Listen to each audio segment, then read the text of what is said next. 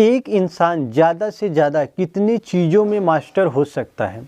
2, 4 या 6? आज मैं ऐसे जीनियस के बारे में बताने वाला हूँ जिसे इतने विषयों के बारे में मास्टरी हासिल है जितने कि हमारे हाई स्कूल, इंटर कॉलेज में भी पढ़ाए नहीं जाते हैं।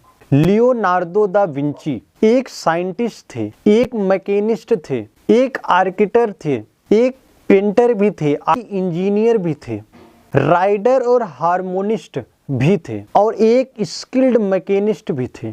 इसके अलावा भी एनाटॉमिक्स, जियोलॉजी, एस्ट्रोनॉमी, हिस्ट्री का भी ज्ञान था। लियोनार्डो दा विंची को दुनिया का सबसे ग्रेटेस्ट लोगों में से एक माना जाता था। लियोनार्डो दा विंची के बारे में कुछ ऐसी बातें आप जानेंगे जो शायद आपने कभी नहीं सुना होगा। लियोनार्डो दा विंची अपने दोनों हाथों से लिख सकते थे, लेकिन हैरानी की बात यह है कि वो एक समय में एक ही हाथ से लिख सकते थे, साथ ही साथ वो एक हाथ से ड्राइंग भी कर सकते थे। दा विंची बड़े ही आसानी से अक्षरों को उल्टे क्रम में लिख सकते थे, जिसे मिरर राइटिंग भी कहा जाता है। अगर किसी को दा विंची का लिखा हुआ पढ़ना है तो उसको चाहिए कि वह मिरर के सामने ले जाए और तब वो आसानी से उसे पढ़ सकता है। कहा जाता है कि इसी तरह दा विंची उन्हीं बातों को लिखते थे जिन्हें वो राज रखना चाहते थे। लेकिन कुछ लोग कहते हैं कि ये एक मिथ है कि वो अपने राज की बातों को छुपाने के लिए उल्टा लिखते हैं। दा विंची का लिखा हुआ ज़्यादातर आपको मिरर राइटिंग में ही मिलेगा, क्योंकि उनके लिए उल्टा लिखना बेहद ही आसान था। 1994 में बिल गेट्स ने लियोनार्डो दा विंची की बुक कोडेक्स हैमर को $30 मिलियन में खरीदा था। यह बुक दा विंची की साइंटिफिक राइटिंग का कलेक्शन था और इसको भी दा विंची ने मिरर राइटिंग में ही लिखा था। बिल गेट्स ने इसके कुछ पेजों को विंडोज के 95 के स्क्रीन में भी इस्तेमाल किया था। 3 साल बाद उन्होंने हिस्टोरिक डायरी का डिजिटल वर्जन पूरी दुनिया के सामने रिलीज किया था। कहा जाता है कि दा विंची ह्यूमन एकेडमी को स्टडी करने के लिए रात में कब्रिस्तान जाकर 100 को खोद कर निकाल के लाते थे, फिर उस पर स्टडी करते थे। यहाँ तक ये भी कहा जाता है कि उन्होंने 30 से ज़्यादा 100 को निकाल कर लाए थे। ये दा विंची के हाथों द्वारा इंसानों के बनाए गए चित्र हैं। आज से 500 साल पहले दा विंची ने इंसानों के बॉडी पार्ट को स्पष्ट चित्र बनाए थे। विंची की 2 पेंटिंग बहुत ज़्यादा मशहूर थी। मोनालिसा के बारे में आप सब लोग जानते हैं। दूसरी पेंटिंग है द लास्ट सफर। इस पेंटिंग में दा विंची ने जीसस को सूली दिए जाने से पहले उनको आखिरी बार भोजन करते हुए दिखाया है। द लास्ट सफर पेंटिंग में एक छोटी सी मिस्टेक है।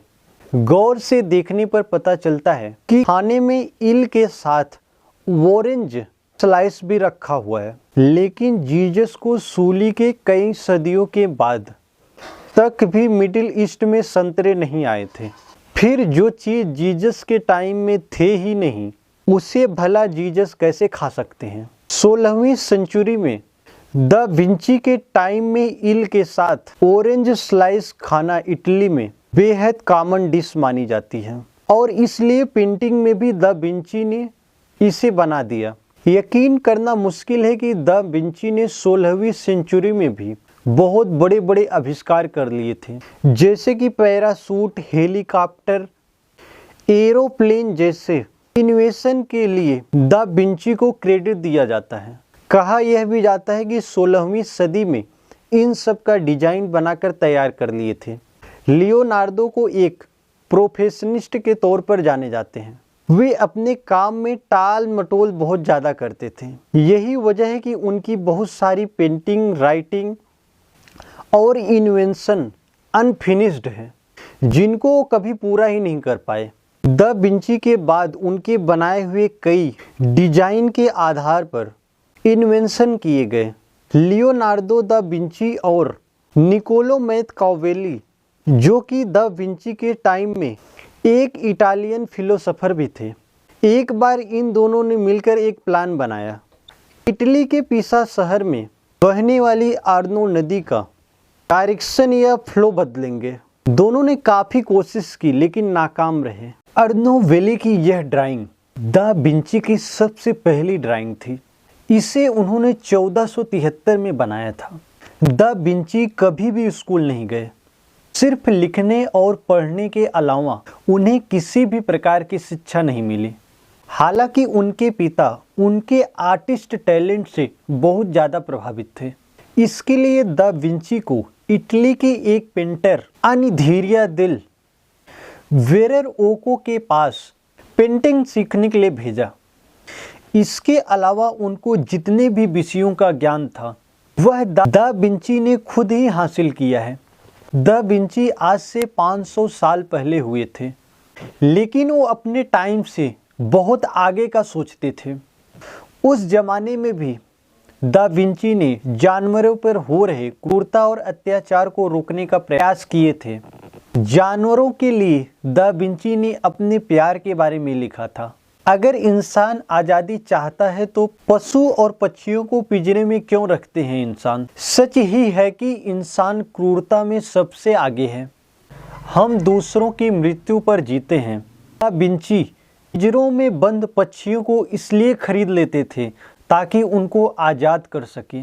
13वीं से 16वीं सदी में यूरोप में जो जनजागरण का काम चला था, उस युग में दा विंची उनमें से सबसे पहले सेलिब्रिटी थे जिन्होंने शाकाहारी को सपोर्ट किया था। दा विंची वो पहले इंसान थे। उन्होंने बताया था कि आकाश का रंग नीला क्यों हो जाता है।